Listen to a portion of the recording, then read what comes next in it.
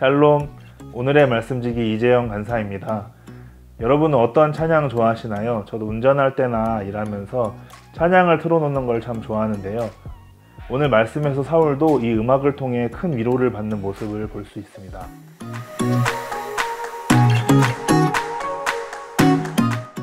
오늘 말씀은 사울의 불순종으로 인해 그에게서 여호와의 영이 떠났다 하는 말로 시작합니다. 그리고 하나님의 영이 떠난 자리에 악령이 들어앉아 사울을 괴롭게 합니다.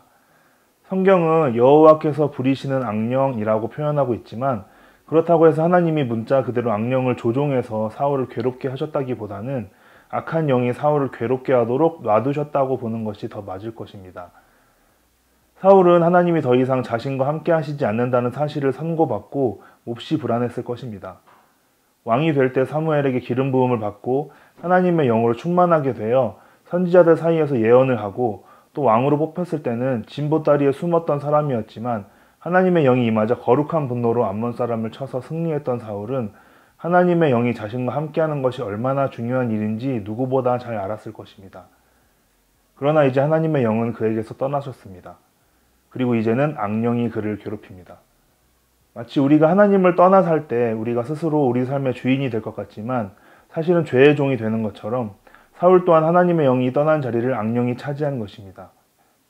이로 인해 괴로워하는 사울을 위해 신하들이 나섭니다. 그들은 사울에게 수금을 잘 타는 사람을 구해서 그가 연주하면 사울이 나을 것이라고 조언합니다. 이에 한 사람이 베들레헴 사람 이새의 아들 다윗을 추천합니다. 여기서 이 사람이 다윗을 추천하면서 덧붙인 한마디가 의미심장합니다. 여호와께서 그와 함께 계시더이다. 하나님은 사무엘을 통해 이미 다윗에게 기름 부으시고 이스라엘의 새로운 왕으로 선택하셨습니다. 물론 아직 다윗이 공식적으로 왕이 된 것은 아닙니다. 비록 지금은 그냥 양치는 목동이고 수금을 탈 줄 아는 소년이었지만 하나님의 영은 이미 다윗과 함께 하셨고 왕에게 그것이 소개될 만큼 이미 드러나고 있었던 것입니다. 그렇게 해서 다윗은 사울이 악령의 괴로움을 당할 때마다 수금을 타서 악령이 떠나가게 해줍니다. 그래서 사울은 다윗을 아주 마음에 들어했고 그를 정식으로 궁정에서 왕의 무기 드는 자로 섬기게 합니다. 하나님의 영이 떠난 왕 사울 앞에 하나님의 영이 임한 다윗이 서게 되는 것이 참 얄궂은 운명 같다는 생각이 들면서도 이 또한 하나님의 세밀한 섭리임을 알 수 있습니다. 다윗은 사울을 수종들면서 왕에 가장 가까운 자리에서 이스라엘의 왕으로 준비되는 훈련을 차근차근 하게 된 것입니다. 오늘 말씀을 보면서 저는 하나님의 영에 대해서 깊이 묵상해 보게 됐습니다. 오늘 말씀에 나오는 두 인물, 사울과 다윗의 가장 큰 차이점은 사울에게서는 하나님의 영이 떠났고 다윗에게는 하나님의 영이 함께 하신다는 것입니다. 이 차이점이 사울은 악령으로 괴롭게 되고 다윗은 그의 섬김으로 악령으로 인해 괴로워하는 자를 고치게 했습니다.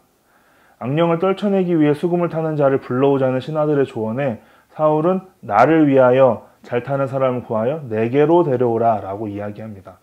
사울은 여전히 나 중심적입니다. 사울이 나를 위해서 내게로 데려오는 것이 아니라 하나님의 나라를 위해서 하나님께 자신이 나아갔다면 어땠을까요? 감미로운 음악을 통해 일시적으로 마음의 평안을 되찾기보다 하나님 앞에 나아가 철저히 회개하고 하나님의 영을 구했다면 사울의 운명이 조금은 달라지지 않았을까요?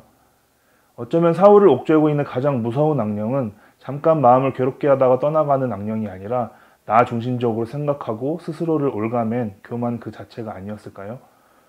우리도 인생을 살다 보면 마음이 힘들 때가 있습니다. 그럴 때 은혜로운 찬양을 듣거나 예배에 참석하면 마음이 평온해지고 뭔가 새로워진 것만 같은 기분이 듭니다. 그런데 그 느낌에서 끝난다면 그것은 아무 의미도 없을 것입니다. 중요한 것은 하나님의 영이 나와 함께 하는가입니다.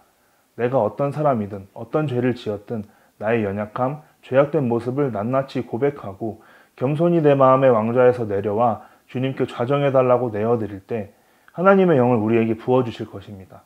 하나님은 하나님의 영을 구하라고 우리에게 명령하셨고 또 구하는 자에게 주시겠다고 약속하셨습니다.